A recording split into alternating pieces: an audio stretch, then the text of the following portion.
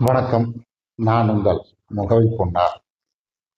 தொடர்ச்சியான அறிவுரைகள், தொடர்ச்சியான வழிகாட்டுதல், இது எப்பவுமே ஒரு சிறப்பாக இருக்காது.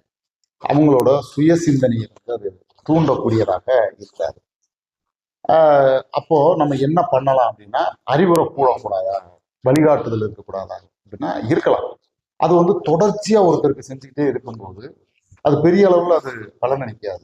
அப்ப நம்ம என்ன பண்ணணும் அப்படின்னா, சூழ்நிலைகளை கையாளுவதற்கான திறனை மேம்படுத்துவது எவ்வாறு அப்படிங்கிற விஷயத்தை மட்டும் நம்ம கற்றுக் கொடுத்துட்டோம் அப்படின்னா அவங்களுக்கு பெருசா வழிகாட்டுதல் தேவையில்லை.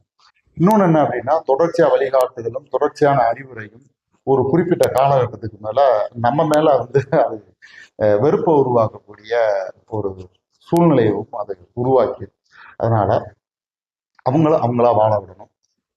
சின்ன சின்ன வழிகாட்டுதல், சின்ன சின்ன அறிவுரைகள் மட்டும் கொடுக்கணும். தேவைன்னா அவங்க கேட்கும்போது நம்ம சொல்லலாம். இதுதான் சிறப்பாக இருக்கும். நன்றி.